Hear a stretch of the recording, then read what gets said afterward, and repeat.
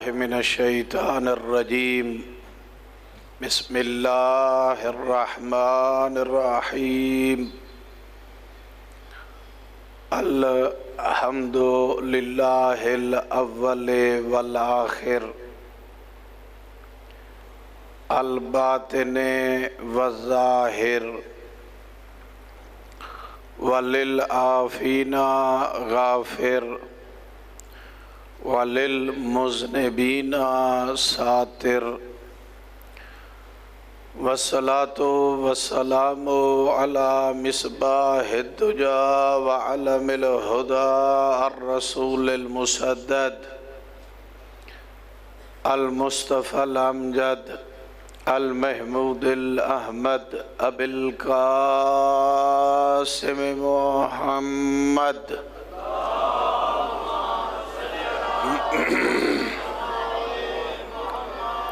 وعلى آله الطيبين الطاهرين المعصومين الذين أذهب الله عنهم الرجس وطهرهم تطهيرا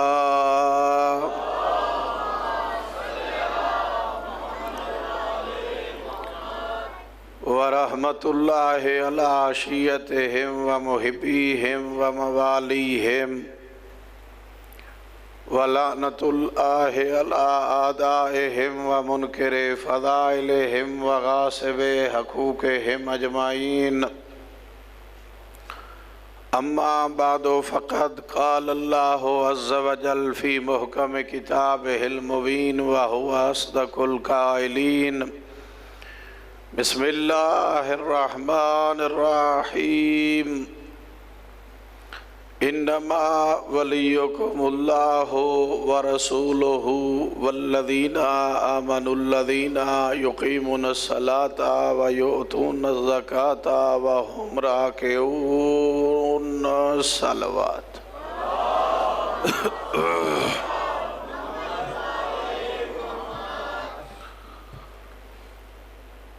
مومنین محترم، دعا ہے کہ اللہ رب العزت مالک دو جہان لم یزل ولا یزال خالق بانیان عشرہ محرم الحرام کی سعی و محنت، ان کا خلوص اہتمام و انتظام اپنی بارگاہ احدیت میں قبول فرمائے۔ آپ جتنے مومنین و مومنات جتنے قدم چل کے مظلوم کی پرساداری میں عزاداری میں شریک ہونے کے لیے تشریف لائے ہیں، حسین کا مالک اللہ آپ کے ہر قدم کو عبادت میں شمار فرمائے، اور جہاں جہاں پر بھی مظلوم میں کربلا کی عزاداری ہو رہی ہے،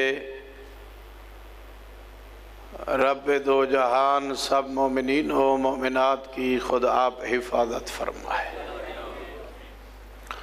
توجہ ہے جی، بات شروع کی جائے۔ قرآن مجید کی وہ آیت جو آپ عموماً خطبہ سے ذاکرین سے سنتے رہتے ہیں، اور اکثر مومنین اپنے بچوں کو بھی یہ آیت ضرور یاد کراتے ہیں، چونکہ اس آیت میں ولایت علی ابن ابی طالب کا کھلا اعلان ہے،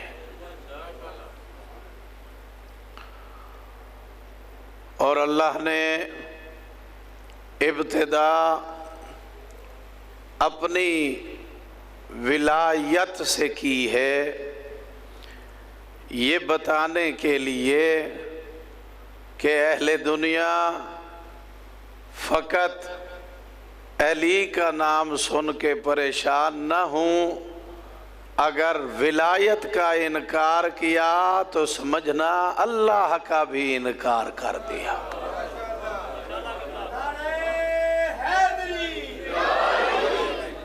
اس لیے ابتدا ہی یہیں سے فرمائی انما ولیکم اللہ، سوائے اس کے نہیں کہ اللہ تمہارا ولی ہے جی۔ اور ایک دوسرے مقام پر بھی ارشاد فرمایا اللہ ولی الذین آمنوا یخرجہم من الظلمات الی النور، اللہ ان کا ولی ہے جو صاحبان ایمان ہیں۔ اور اللہ کی ولایت کا مطلب یہاں پر اللہ نے واضح کر دیا ہے دو لفظوں میں۔ کیا فرمایا جی؟ کہ اللہ کیسا ولی ہے؟ وہ مؤمنین کو، صاحبان ایمان کو ظلمات سے نکال کر نور میں داخل کر دیتا ہے۔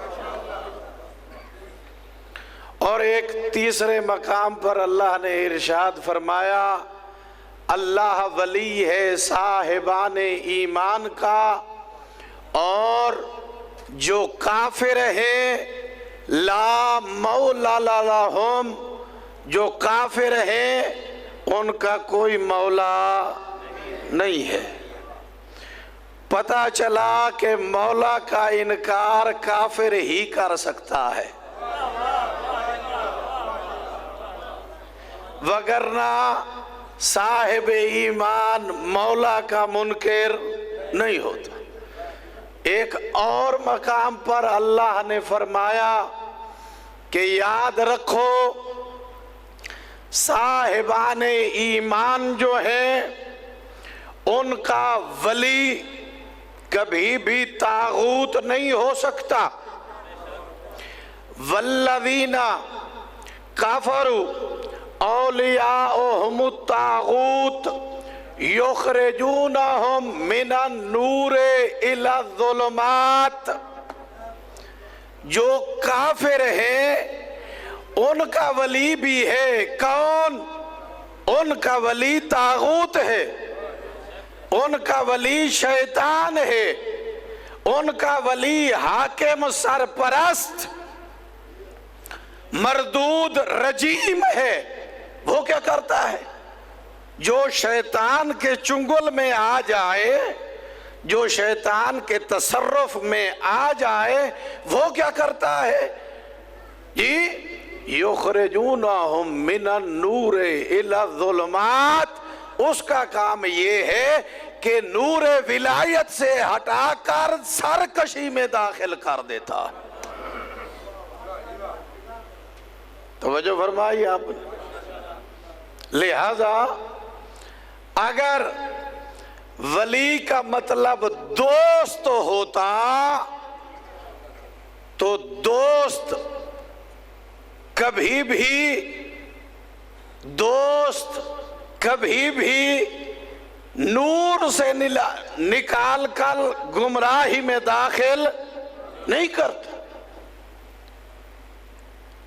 اگر ولی کا مطلب ایک دوسرے سے پیار کرنا ہوتا تو یہ کیسا پیار ہے کہ ایک بندے کو راہ راستے ہٹا کر گمراہی میں داخل کر دینا جی۔ انما ولیکم اللہ، سوائے اس کے نہیں کہ تمہارا ولی مطلق اللہ ہے، ولی مطلق اللہ ہے جی۔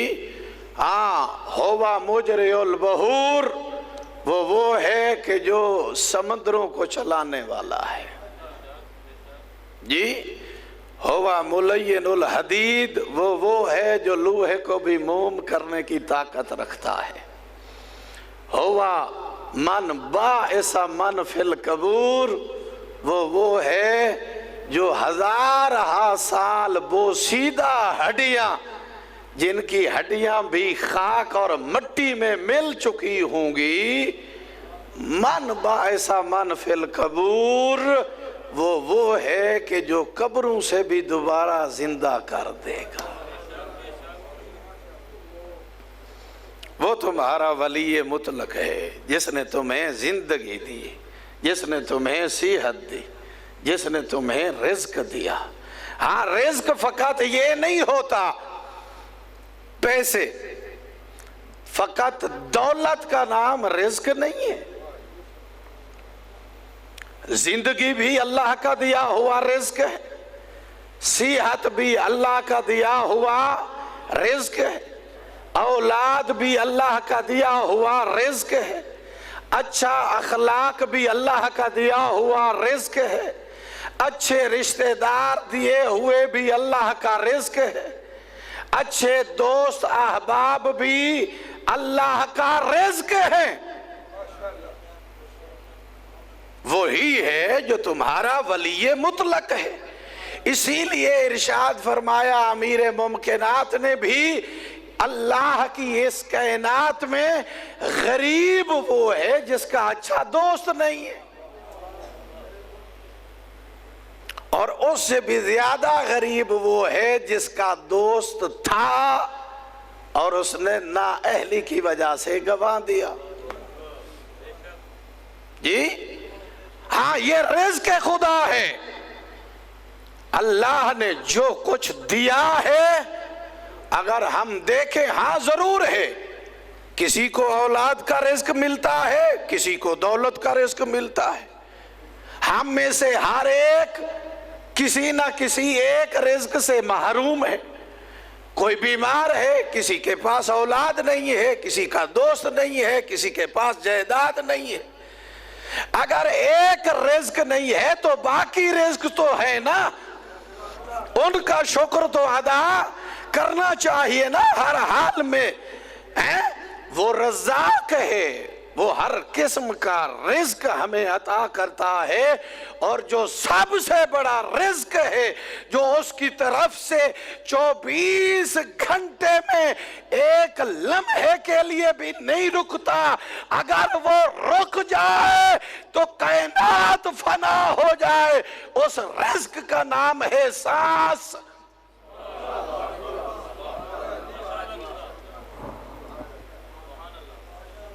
یہ سانس اللہ کا رزق ہے۔ جی بھلا کبھی آج تک ہم نے اسے رزق سمجھا ہے؟ یہ رزق سمجھا ہے کبھی؟ یہ اللہ کا عظیم رزق ہے جو مسلسل ہمیں اس دنیا میں جلا رہا ہے، جی زندگی بسر کروا رہا ہے۔ پہلا ولی تمہارا کون ہے؟ انما ولیکم اللہ، تمہارا ولی مطلق اللہ ہے۔ وَرَسُولُهُ، دوسرا ولی کون ہے؟ وَرَسُولُهُ، اس کا رسول۔ اب بہت نفیس سا جملہ آپ کی سماعتوں کے نظر کرنے جا رہا ہوں، توجہ چاہوں گا۔ میرے سامنے پڑھے لکھے احباب موجود ہیں۔ پہلا ولی کون ہے؟ اللہ۔ اللہ کے بعد دوسرا ولی کون ہے؟ اس کا رسول۔ اپنی ولایت بتانے کے لیے اللہ نے کوئی تمہید نہیں باندھی، کوئی مقدمہ تیار نہیں کیا، ڈائریکٹ کہہ دیا ہے تمہارا ولی مطلق اللہ ہے۔ رسول کے لیے بھی کوئی تمہید نہیں باندھی۔ وَرَسُولُهُ، جی تمہارا دوسرا ولی میرا رسول ہے۔ اللہ نے نہ اپنی ولایت کے اعلان کے لیے مقدمہ باندھا، نہ رسول کی ولایت کے لیے مقدمہ باندھا۔ جب علی کی ولایت کی باری آئی تو اللہ نے تمہید شروع کر دی۔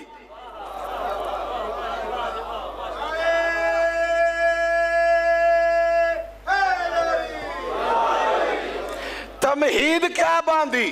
چند صفتیں بیان کر دی۔ کون؟ والذین آمنوا الذین، تیسرے نمبر پر میرا ولی وہ ہے جو صاحب ایمان، جو صاحب ایمان ہے، جو صاحب ایمان ہے، یعنی ولی کی پہلی نشانی کیا ہے؟ صاحب ایمان ہونا، صاحب ایمان ہونا۔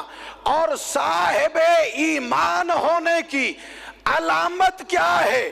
وہ کبھی بھی صاحب ایمان نہیں ہو سکتا جو یہ کہتا ہوا نظر آئے کہ جیسے آج مجھے نبوت میں شک ہوا، اس سے پہلے کبھی نہیں ہوا۔ وہ بھی صاحب ایمان نہیں ہو سکتا جو یہ کہتا ہوا نظر آئے کہ میرے خون میں شرک ایسا ایسا ریگتا ہے، جب میں پٹڑی سے اتر جاؤں تو میری اصلاح کر دینا۔ وہ بھی صاحب ایمان نہیں ہے۔ صاحب ایمان وہ ہے کہ میدان خندق لگا ہوا ہو، دشمن پکار رہا ہو، جی پیغمبر فرما رہے ہوں من لہذا القلب، کون ہے جو اس کتے کی زبان بند کرے؟ وہاں پہ نوجوان اٹھے، جی گئے میدان کارزار کی طرف۔ پیغمبر نے بہت بڑی سند عطا فرمائی، بارز الایمان کلو الی الکفر کلو۔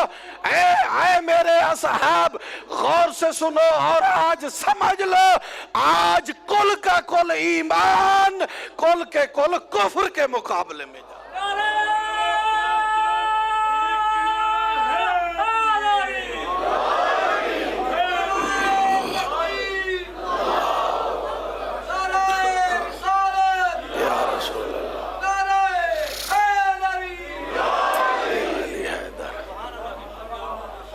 توجہ فرمائی۔ پہلی علامت اللہ کے ولی ہونے کی، صاحب ایمان، اور وہ بھی اتنا صاحب ایمان کہ پیغمبر دیکھ کر کہیں یا علی آج کی رات میرا بستر زندگی کا نہیں، موت کا بستر ہے۔ ساری ساری رات عبادت کرنے والا موت کے بستر پہ اتنا سکون سے سو جائے اور وہ نیند اللہ کو اتنی پیاری لگے، نیند جاگنا کہ نہیں کہہ رہا، مصلی پہ کھڑا ہونا بھی نہیں کہہ رہا، نیند سونا، وہ نیند اتنی پیاری لگے کہ وہ یہ کہے یہ نیند مجھے دے دو، میری رضائیں لے لو۔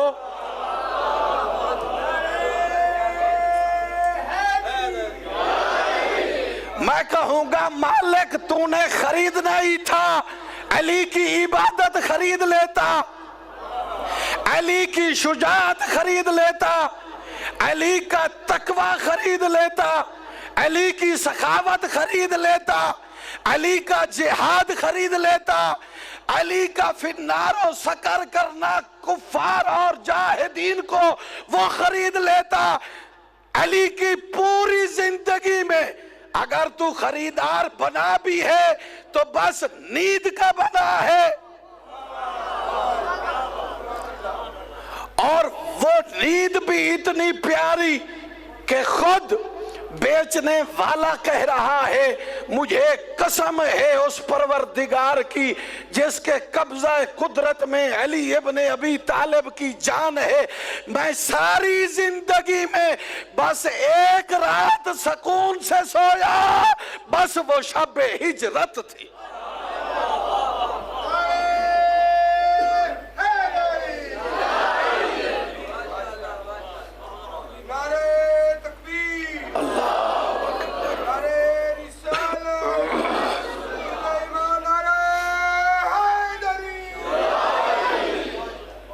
توجہ فرمائی۔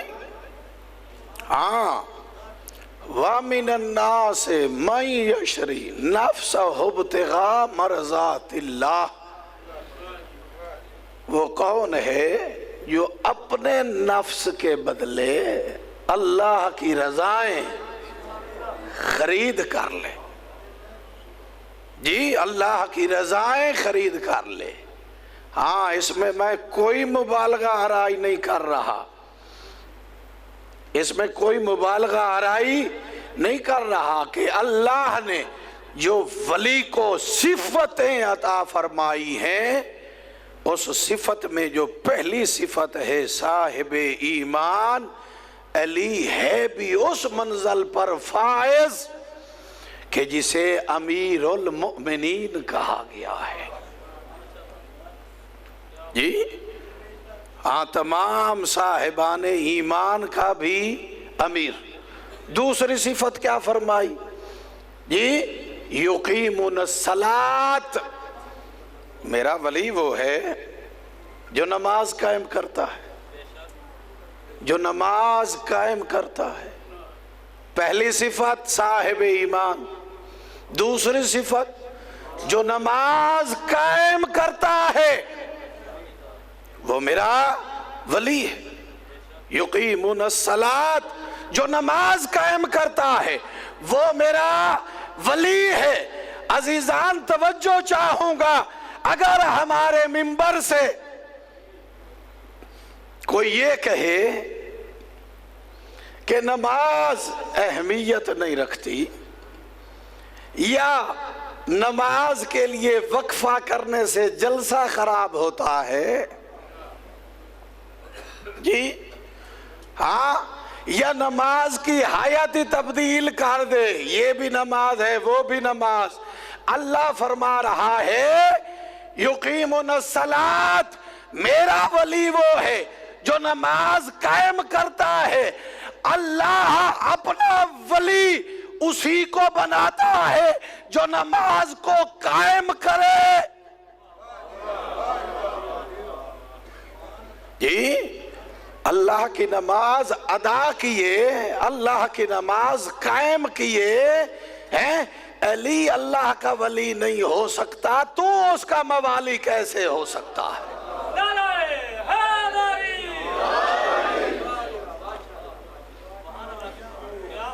جی ہاں نماز کے لیے ہیلے بہانے نہ بنایا کر، جی ہاں نماز کے لیے ڈھیر سارے ایسے خود ساختہ بہانے بنا دیے جاتے ہیں جنہیں سن کر ماں سوائے ہنسی کے اور کچھ نہیں آتا۔ جی ہاں اسی علی ابن ابی طالب سے جب حضرت عمار یاسر نے میدان صفین میں دست بستہ ہو کے گزارش کی تھی کہ اے علی ابن ابی طالب، گھمسان کی جنگ چل رہی ہے، گھمسان کی جنگ چل رہی اور آپ نماز کا ارادہ کیے بیٹھے، کیا فرمایا؟ کہا عمار تجھے نہیں پتا میں تو لڑ ہی نماز کے لیے رہا،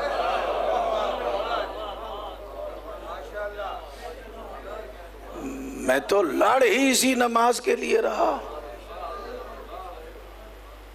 مولا امیر اپنے خیمے میں بیٹھے ہوئے تھے، سارے جرنیل سپہ سالار مولا امیر کے لشکر کے میرے مولا کے سامنے بیٹھے ہوئے۔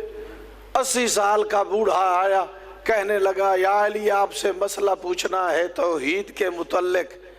ایک جرنیل نے ناراض ہو کر کہا تجھے نہیں پتا ہم مشاورت کر رہے ہیں جنگ کے متعلق، اتنی ناسازگار حالات ہیں اور تجھے مسئلہ یاد ہے؟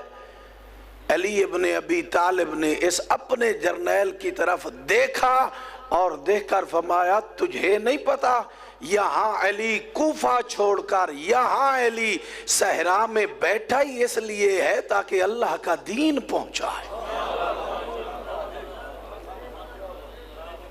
توجہ فرمائی؟ ہاں پہلا ولی ولی مطلق اللہ ہے، دوسرا ولی کون سا ہے؟ تمہارا رسول۔ تیسرا ولی وہ ہے جو صاحب ایمان ہے۔ جو نماز قائم کرتا ہے، وَيُؤْتُونَ الزَّكَاةَ، اور زکوٰۃ ادا کرتا ہے، اور ایسے بھی نہیں وَهُمْ رَاكِعُونَ، زکوٰۃ دیتا ہے وہ بھی رکوع کی حالت میں۔ ہم تو عام حالات میں 2.5 روپے دینے سے پریشان ہیں نا جی، ہاں وہ بھی زکوٰۃ دینے کے لیے بندے اتنا پریشان ہوتے ہیں کہ سمجھ سے بالا تر ہوتا ہے۔ ہم تو عام حالات میں رستے بستے کھاتے پیتے اپنی تمام تر اسیسوں کو سامنے رکھتے ہوئے، حتیٰ بعض لوگوں کی طبیعت اتنا سینسیٹیو ہے کہ وہ پانی بھی اپنے نال کا نہیں پیتے، وہ سپیشل منرل واٹر پینا ہے جی ہاں، اور اخراجات بھرمار لسٹ بنائیں گے، مگر اس پوری لسٹ میں کسی جگہ پہ آپ کو کسی مسکین کا یتیم کا نام نظر نہیں آئے گا جی ہاں۔ کیوں؟ کیونکہ زکوٰۃ سے دل گھبراتا ہے زکوٰۃ دینے سے۔ اور مولا کون ہے؟ جو حالت رکوع میں زکوٰۃ دیتا ہے۔ اور آپ کو پتا ہے یہ جو زکوٰۃ مولا نے دی ہے یہ تھی کون سی انگوٹھی؟ یہ وہ انگوٹھی تھی جس کے ساتھ حضرت سلیمان ابن داؤد حکومت کیا کرتے تھے۔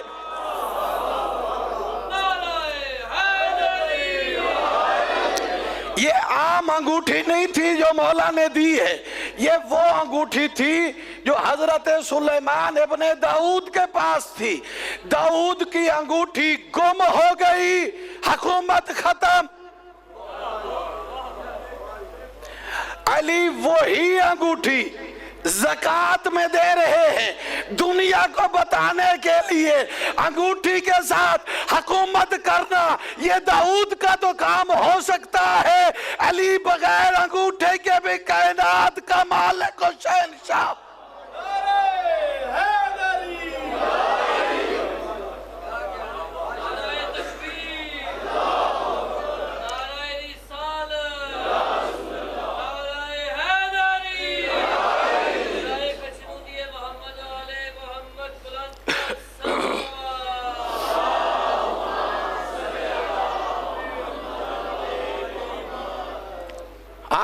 انگوٹھی کی احتیاج تھی تو سلیمان کو تھی، علی اس انگوٹھی کا محتاج نہیں ہے۔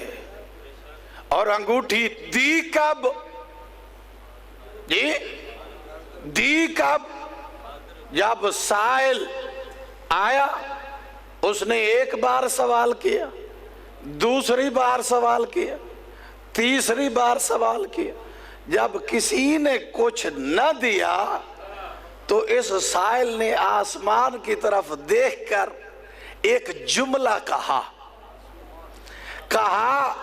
پروردگارا گواہ رہنا، تیرے گھر سے خالی جا رہا ہوں۔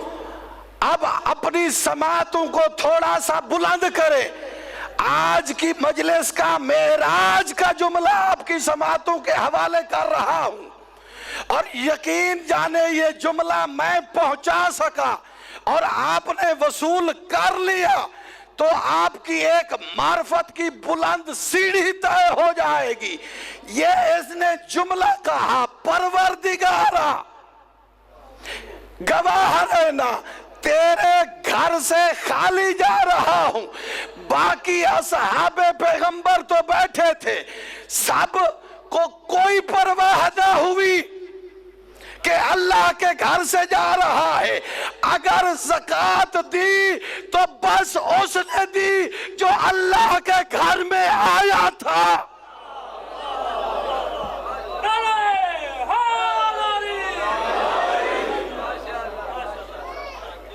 جو اللہ کے گھر میں آیا تھا۔ کیوں؟ علی سمجھ گئے جی وہ اللہ کو اللہ کے گھر کا تانا دے رہا ہے، اس گھر میں آیا تو میں ہوں نا جی ہاں تو علی ابن ابی طالب نے وہ زکوٰۃ دی، اور پھر اس کے بعد قرآن مجید کی یہ آیت نازل ہوئی۔ جو ہی آیت نازل ہوئی ڈھیر سارے بندوں کو پریشانی لاحق ہوئی۔ بے کوئی جنگ ہوتی ہے تب بھی علی کی شان میں آیت نازل ہوتی، کوئی ہجرت ہوتی ہے تب بھی علی کی شان میں آیت آ جاتی۔ یہ بستر پہ اکٹھے ہو کے سو بھی جائیں چادر پہن کے تب بھی آیت آ جاتی۔ پریشانی تو ہوتی ہے نا کہ آیت ہمارے بارے میں بھی آنی چاہیے، آخر قرآن کی آیت ہے، ہمارے متعلق بھی کچھ نہ کچھ ہونا چاہیے۔ انہوں نے کچھ فقیروں کو سکھا دیا، ہم نماز کے لیے جائیں رکوع میں جائیں تو سوال کرنا ہم بھی زکوٰۃ دیں گے۔ مکے کے مدینے کے سنیاروں سے ٹاپ ٹاپ کی قیمتی انگوٹھیاں پہن کے جا کے زکاتیں دیتے رہے۔ تاریخ نے لکھا 40 بندوں نے مختلف اوقات میں انگوٹھی دی، اور دینے کے بعد پیغمبر سے بار بار آ کے پوچھتے تھے کوئی آیت تو نہیں آئی؟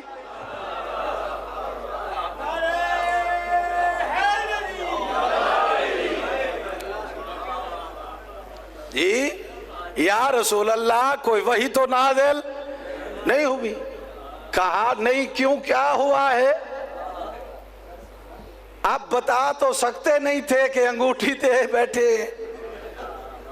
جی یہ تو کہہ نہیں سکتے تھے کہ انگوٹھی دی ہے اس لیے بار بار پوچھ رہے ہیں؟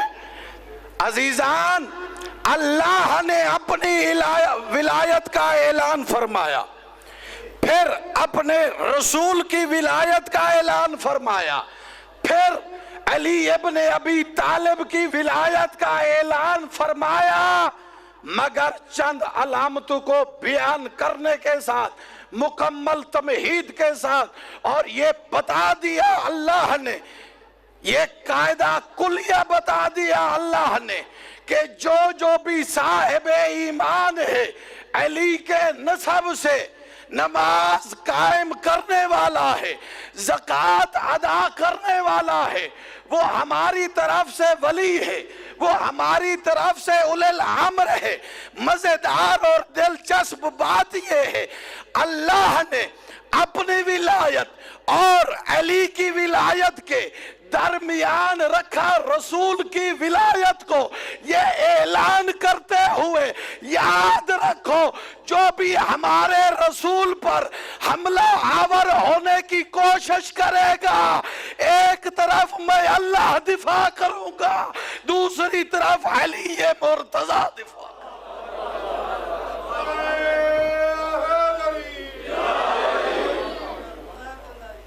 توجہ فرمائیے آپ نے، رسول کی ولایت کو اللہ نے درمیان میں رکھا، ایک طرف اپنی ولایت، دوسری طرف علی کی ولایت۔ رسالت کی ولایت کو اتنا مضبوط کر دیا دونوں طرف سے تاکہ کوئی بھی میرے رسول کی ولایت کی طرف میلی آنکھ نہ دیکھے، اور دفاع کرنے والا بھی ایسا جرار اور کرار عطا فرمایا کہ ساری زندگی جو بھی رسول کی طرف آنکھ اٹھتی رہی علی دفاع کرتے رہے۔ کیوں؟ کیونکہ اللہ نے محافظ جو بنایا تھا کہ رسول کی ولایت کو ہمیشہ قائم و دائم رکھنا ہے، اور اسی ولایت کی سپہ سالاری کرتے ہوئے خود علی ابن ابی طالب فرما رہے ہیں انا عبدم من عبید محمد۔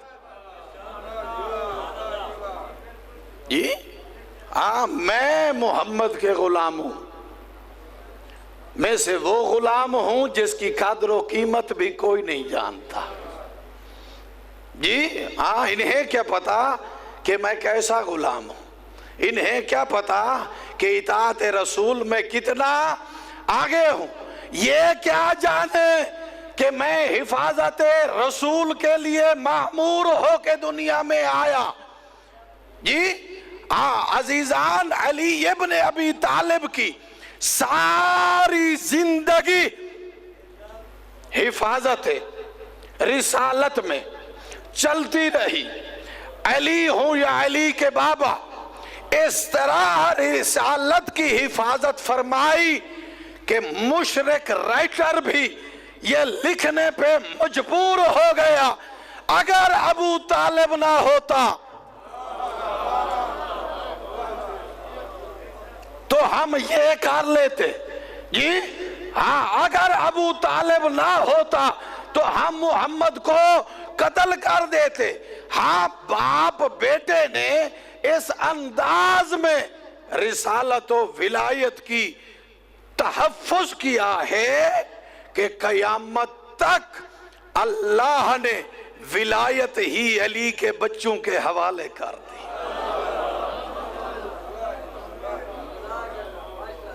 نعرہ تکبیر، نعرہ رسالت، نعرہ حیدری، نعرہ صحت و سلامتی علماء حقہ و جملہ مومنین بلند تر صلوات۔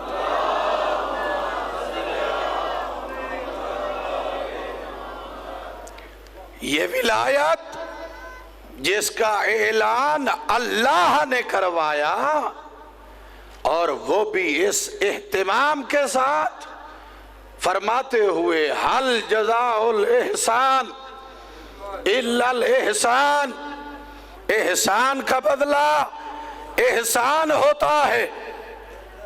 جی 3 دن تک محمد اقربا خاندان والوں کو دعوت دیتے رہے، آئے، کھایا پیا، ہضم کیا، چل دی۔ تیسرے دن ابو طالب نے اپنے نیام سے تلوار نکالی اور دیکھ کر کہا، خبردار کوئی یہاں سے ہلنے نہ پائے۔ ابو لہب، جو کچھ میرا بھتیجا کہتا ہے غور سے سن بھی صحیح، سمجھ بھی صحیح، اس پر عمل بھی کر۔ یہ کیسا کافر تھا جو کافروں کو تلوار کی نوک کے زور پہ بٹھا کے توحید کا اعلان کروا رہا ہے۔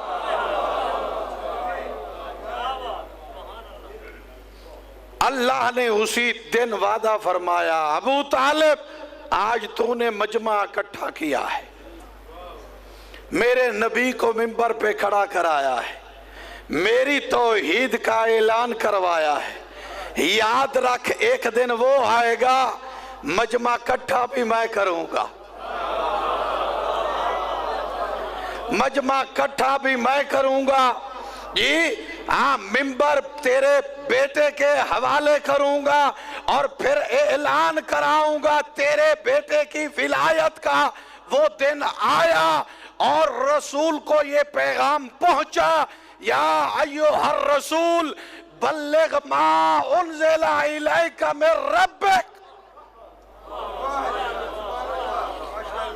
میں کہوں گا، یا اللہ تیرا یہ انداز تو نہیں ہے قرآن میں خطاب کرنے کا، تو کبھی یاسین کہتا ہے، کبھی ایھا المزمل کہتا ہے، کبھی ایھا المدثر کہتا ہے، کبھی والضحیٰ کہتا ہے، کبھی طٰہٰ کہتا ہے۔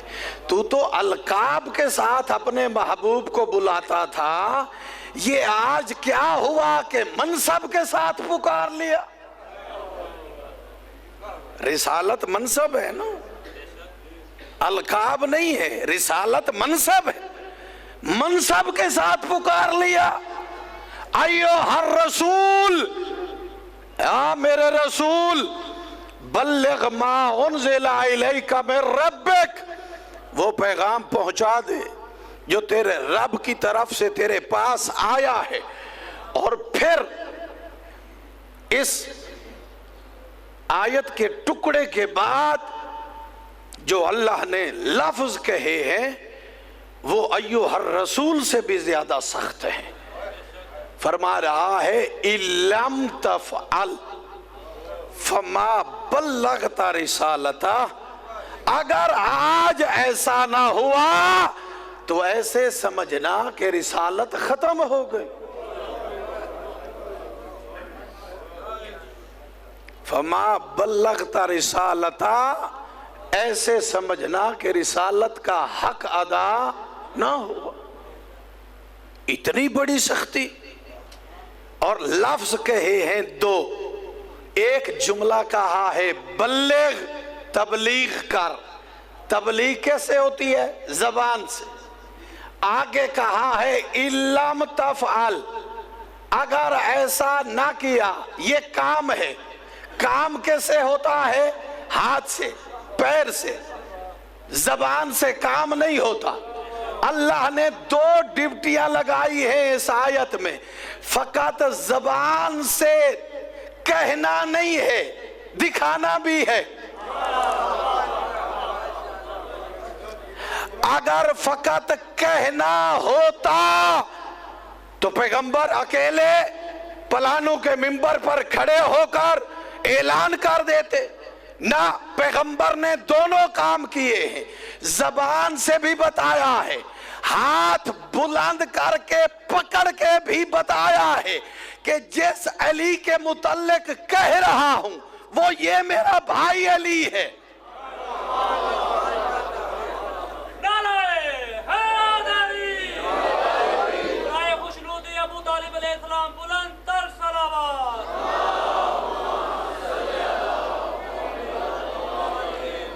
توجہ فرمائی. میدان قوم غدیر میں پیغمبر پہنچے. 1.25 لاکھ اصحاب، 1 2 3 4 ہزار نہیں، 1.25 لاکھ اصحاب. اور بعض نے 1,90,000 تک تعداد لکھی ہے. 1.25 لاکھ اصحاب کے مجمع میں پیغمبر نے کیا فرمایا؟ بلال کہو حی علی خیر العمل. جو آگے نکل گئے ہیں ان کو پیچھے بلا، جو پیچھے رہ گئے ہیں ان کا انتظار کرو. جب سب ایک جگہ جمع ہو گئے جی ہاں تو فرمایا منبر. یا رسول اللہ جی حضرت سلیمان کو تخت کی ضرورت پڑی تھی. ایک جن آصف برخیہ نے پلک جھپکنے سے پہلے تخت حاضر کر دیا تھا ملکہ بلقیس کا. اگر آج منبر لگوانا ہے تو فخر سلیمان ہے نا جی. علی فخر سلیمان ہے نا. مدینے سے منبر منگوا دیجیے. ایک لمحے سے پلک جھپکنے سے بھی پہلے آ جائے گا. کہا نہیں، آج چونکہ اعلان انوکھا ہے تو منبر بھی انوکھا بنائیں گے. اور کہا کہ جن کے اونٹ تیز دوڑتے ہیں یا بھاگنے کے زیادہ عادی ہیں انہی کے پلانوں کو اتارا جائے. 1 2 3 نہیں 7 پلان کے پلان اوپر رکھ کے رسول اسلام پلانوں کے منبر کے اوپر کھڑے ہوئے. اور فقط یہ نہیں کہ آئے اور فوراً اعلان کر دیا، آئے اور فوراً اعلان کر دیا، ایسا نہیں.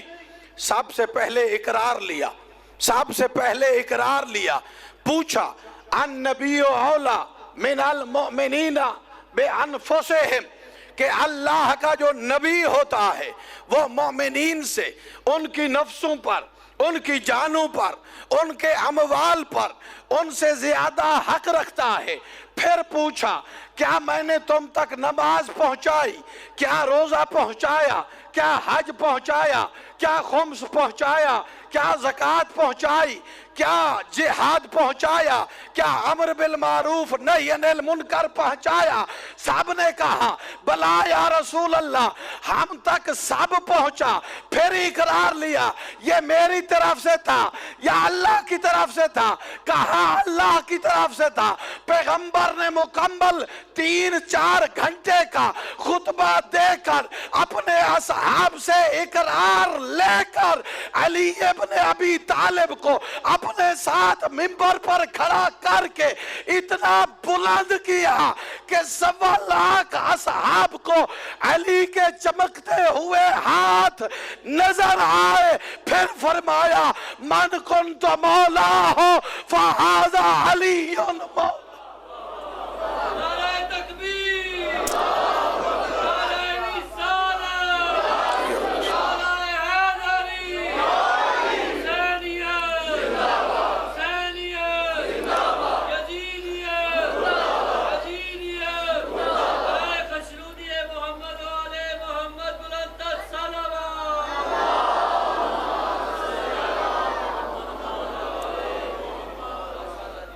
بس عزیزو، جس علی کو اللہ نے اتنا مقام دیا تھا، اس علی کی اولاد کو مسلمانوں نے اتنا مارا۔ چوتھے تاجدار ولایت ارشاد فرماتے ہیں اگر اللہ قرآن میں حکم دیتا ہماری دشمنی کا تو پھر بھی لوگ اتنا ظلم نہ کرتے جتنا ظلم ہماری مودت کے واجب ہونے کے باوجود ہم پر ہوا۔ جی اجرکم علی اللہ عزادار۔ آج 4 محرم ہے، ذاکر یا خطیب کے مصائب پڑھنے کی ضرورت نہیں، آپ سب جانتے ہیں کہ اس خانوادے کے جوان تو اپنی جگہ پہ، اس خانوادے کی چھوٹے چھوٹے بچوں پہ بھی اس امت نے اتنا ظلم کیا ہے کہ تاریخ لکھتے ہوئے قلم بھی کانپ جاتا ہے۔ آج میں اس شہزادی کے مصائب آپ کو سنانا چاہتا ہوں۔ تاریخ کربلا میں جس کی زندگی تھوڑی ہے، مصیبتیں زیادہ ہیں۔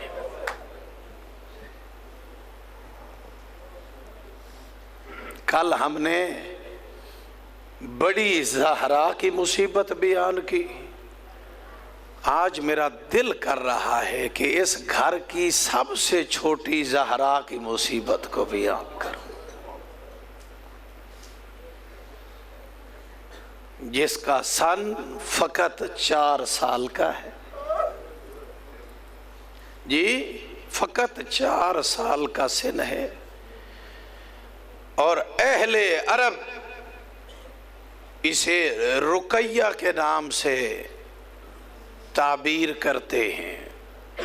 رقیہ رکت سے ہے، رکت سے، رکت کا مطلب ہوتا ہے دل کا نرم ہونا، رونا۔ یہ بی بی اپنے بابا کے غم میں روتی اتنا تھی کہ اس کا نام ہی شام میں رقیہ بن گیا، اور اسی بی بی کو سکینہ بھی کہتے ہیں۔ سکینہ غلط العام ہے جو ہمارے ممبروں پہ پڑھا جاتا ہے، لفظ ہے سکینہ۔ سکینہ کیوں کہتے ہیں؟ سکینہ سکون سے، چونکہ امام نے ارشاد فرمایا تھا جی سکون، سکینہ سکینہ میرے دل کا سکون ہے، اور عموماً اسے اپنے سینے پہ لٹا کے سلایا کرتے تھے۔ نام اس بی بی کا فاطمہ ہے۔ اس بی بی نے اتنے مصائب دیکھے ہیں، یقین کریں کہ اگر جس کے سینے میں گوشت کا لوتھڑا ہے نا، دل، جی وہ کبھی بھی اس کے مصائب کو برداشت نہیں کر سکتا۔ یہ تھوڑی مصیبت ہے کہ 7 قدموں کے فاصلے پہ بابے کی گردن پہ ضربیں چلائی جا رہی ہے، کبھی قاتل کے دائیں آ جاتی ہے، کبھی قاتل کے بائیں آ جاتی ہے۔ اس ظالم نے سکینہ کے دونوں ہاتھوں کو پکڑ کر منہ پہ تماچا مارا، جی فقط تماچا نہیں مارا، سکینہ کے دروں کو بھی کانوں سے چھید لیا۔ اگر یہ بدبخت کہتا مجھے در چاہیے تو سخی کی بیٹی تھی، اتار کے دے دیتی، اس بدبخت نے ایسا تماچا مارا در بھی گر پڑے اور اتنی کان زخمی ہوئے جتنے دن زندہ رہی سکینہ نہ دائیں کروٹ سو سکی نہ بائیں کروٹ سو سکی۔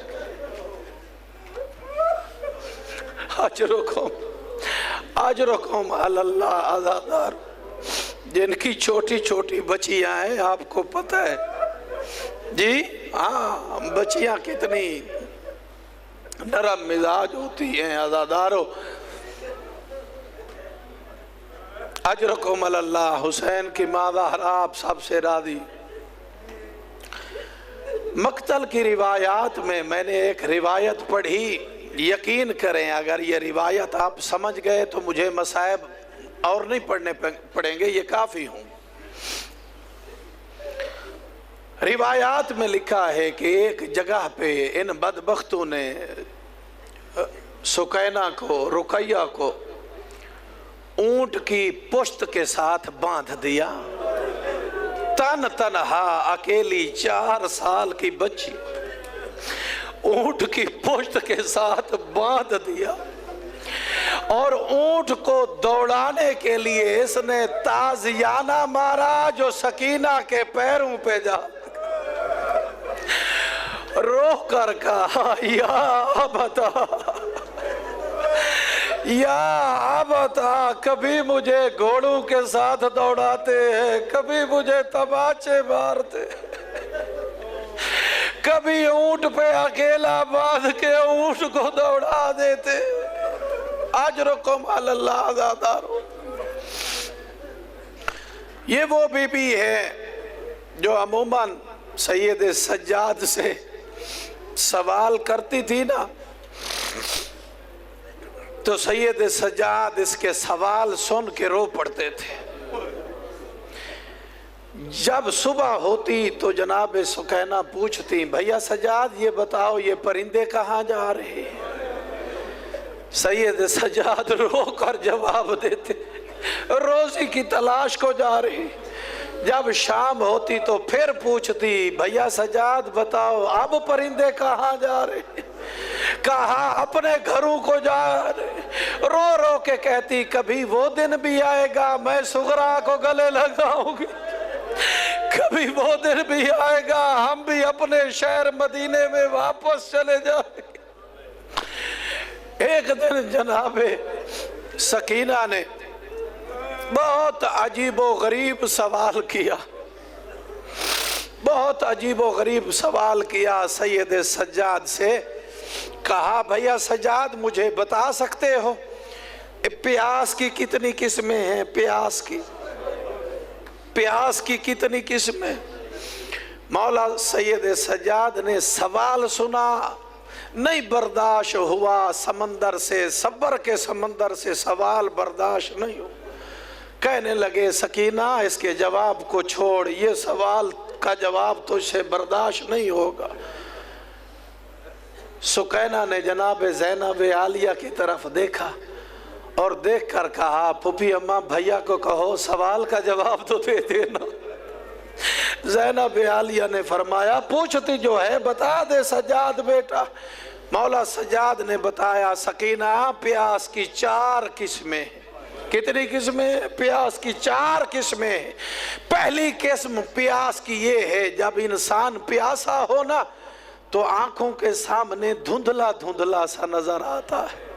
جی سید سجاد نے جب بتایا، سکینہ نے رو کر کہا بھیا سجاد یہ وہی کیفیت نہیں ہے جو میرے بابا حسین پر طاری ہو گئی تھی، جو رو رو کے کہتے تھے الگ دنیا بعد کل آفا، دنیا پہ دھواں دھار نظر آتا۔ پھر سید سجاد نے فرمایا دوسری قسم یہ ہے کہ انسان کی زبان تالو سے چمٹ جاتی ہے، حرکت نہیں کر سکتی، جی گلا خشک ہو جاتا ہے، جیسے زمین پیاسی ہو نا تو پھٹنا شروع ہو جاتی ہے، اسی طرح بدن پھٹنا شروع ہو جاتا ہے۔ رو کر سکینہ نے کہا اب بھیا سجاد یہ وہی قسم نہیں جو میرے بھائی علی اکبر پہ طاری ہو گئی تھی، جو رو رو کے کہتے تھے العطش قد قتلنی، بابا جان پیاس نے مجھے مار مکایا ہے۔ سید سجاد نے بتایا پیاس کی تیسری قسم یہ ہے کہ کسی شے کی سکت نہیں رہتی، انسان پہ حال طاری ہو جاتا ہے۔ رو کر سکینہ نے کہا بھیا سجاد یہ وہ قسم ہے جو میرے بھائی اصغر پر طاری ہو گئی تھی، جو دائیں کروٹ نہیں لے سکتا تھا نہ بائیں کروٹ لے سکتا تھا۔ سید سجاد نے کہا سکینہ یہ چوتھی قسم پیاس کی نہ پوچھنا، جب شدت پیاس ہو تو انسان کی ہڈیاں پانی پانی ہو جاتی ہے اور گوشت ہڈیوں سے چمٹ جاتا ہے۔ سکینہ نے رو کر کہا بھیا سجاد مجھے دیکھو میں 4 سال میں بوڑھی ہو گئی ہوں اور میری ہڈیاں پانی پانی ہو گئی۔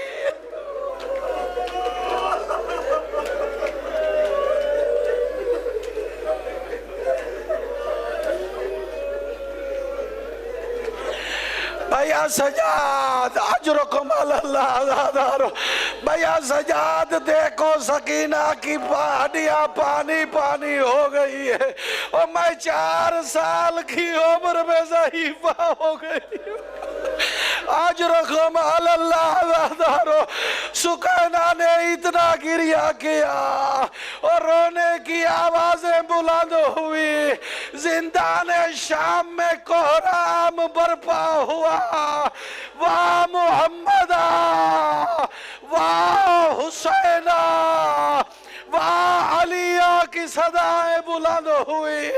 اجرکم اللہ زادارو، یہ رونے کی آوازیں بدبخت لعین یزید کے تخت تک پہنچی، نیند سے بیدار ہوا، اپنے طاہر نامی غلام کو پوچھا کیا ہوا ہے؟ اہل بیت رسول کا کوئی قضیہ ہو گیا ہے؟ اتنا رونے کی آوازیں بلند ہیں۔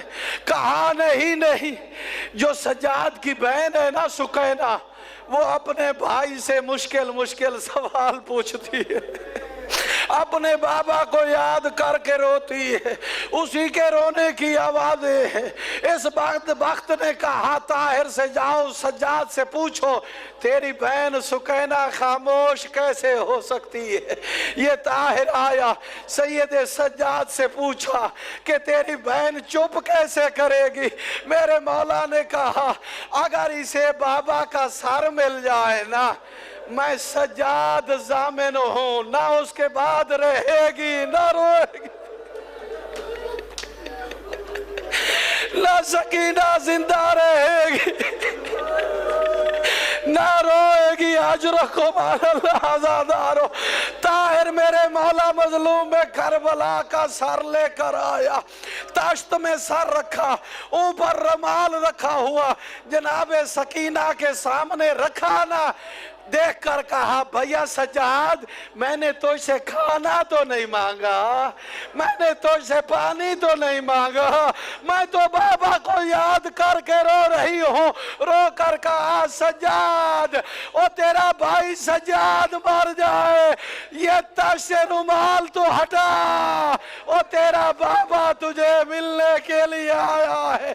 سکینہ نے رومال ہٹایا، رو کر کہا بابا پہلے میں تیرے سینے پہ سویا کرتی تھی، آج تو میرے سینے پہ آج تو میرے سینے پہ سو جا، اجرکم علی اللہ عزادارو۔ سکینہ زندان شام کی مٹی پہ سو گئی، اپنے بابا کو سینے پہ رکھا، روک رو کر پوچھ رہی ہے بابا تیری داڑھی کو خون سے رنگین کس نے کیا؟ او بابا مجھے یتیم کس نے کیا؟ او بابا شام کی امیروں کی بیٹیاں ریشمی تکیے لگا کے سوتی ہے، میں مٹی پہ سو رہی ہوں، بابا مجھے دکھ یہ ہے میرے بھائی اکبر کی جاگیر میں مجھے ظالم نے تماچے مارے۔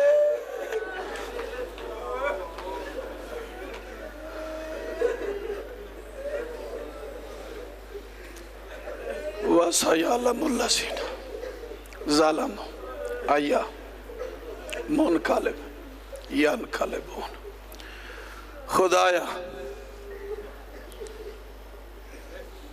ہمارا یہ خلیل سا پرسا اپنی بارگاہ میں منظور و مقبول فرما۔ خداوندہ روتی آنکھوں کے ساتھ دعا کر رہے ہیں اس سکینہ کی مظلومیت کا واسطہ، حسین کی اس چھوٹی پیاری بیٹی کی مصیبتوں کا واسطہ، جو مومنین و مومنات کے دلوں میں حاجتیں ہیں، آسیں ہیں، امیدیں ہیں، تمنائیں ہیں، خداوندہ ان کی حاجتوں کو پورا فرما، ان کی مشکلات کو حل فرما، ان کے بچوں کا مستقبل روشن فرما۔ علی رضا جعفری صاحب اور ان کی اہلیہ اور ان کے بچوں کی زندگیوں کو دراز فرما، ان کو رزق حلال سے مالا مال فرما۔ خداوندہ تا قیام و قیامت انہیں اور ان کے بچوں کو ہمیشہ مولا کی عزاداری قائم کرنے کی سعادت نصیب فرما۔ خداوندہ تجھے اپنی عزت و جلالت کا واسطہ ان کے خانوادے کے جتنے بھی بزرگان دار فانی سے انتقال کر گئے ہیں سب کی مغفرت فرما۔ خداوندہ مومنین و مومنات میں اگر کوئی بیمار بیٹھا ہے تو سکینہ کی ان پانی شدہ ہڈیوں کا واسطہ اسے صحت و تندرستی عطا فرما، شفائے کاملہ و عاجلہ عطا فرما۔ جن صاحبان نے میرے ذمہ دعائیں لگائی ہیں ان کی دعاؤں کو قبول فرما، جو بے اولاد ہیں انہیں صاحب اولاد فرما، جو بے گناہ قید ہیں قید سے رہائی عطا فرما۔ خداوندہ حضرت حجت ولی زمانہ کے ظہور میں تعجیل فرما، مذہب حقہ کا بول بالا فرما، اہل بیت کے دشمنوں کو نیست و نابود فرما، گستاخ امام زمانہ کو وصل جہنم فرما۔ وطن عزیز ملک پاکستان کی خدا آپ حفاظت فرما۔ خداوندہ اس مجلس میں اس عزاداری میں جتنے بھی پڑھے لکھے نوجوان بیٹھے ہیں اور روزگار کے سلسلہ میں پریشان ہیں، میرا مالک انہیں اچھے سے اچھا روزگار مہیا فرما۔ خدایا ہم سب کو سوائے اپنے کسی کا محتاج نہ فرما، ہم سب کو حج و زیارات کی سعادت نصیب فرما، ہم سب کو 5 وقت کا نمازی بننے کی توفیق عطا فرما، ہم سب کو قرآن پڑھنے سمجھنے اس پر عمل کرنے کی توفیق عطا فرما، ہم سب کو حقیقی سچا مظلوم کربلا کا عزادار ماتمدار بننے کی توفیق عطا فرما، بے حق محمد و آلہ الطاہرین۔ اللہم صلی علی محمد و آل محمد۔ السلام علیکہ یا ابن فاطمۃ الزہراء سیدۃ النساء العالمین، السلام علیکم ورحمۃ اللہ وبرکاتہ۔ السلام علیکہ یا غریب الغرباء، السلام علیکہ یا معین الضعفاء والفقراء، السلام علیکہ یا مغیث الشیعۃ والزوار فی یوم الجزاء، السلام علیکہ یا انیس النفوس، السلام علیکہ یا ایوہ المدفون بیارض الدوس، السلام علیکہ یا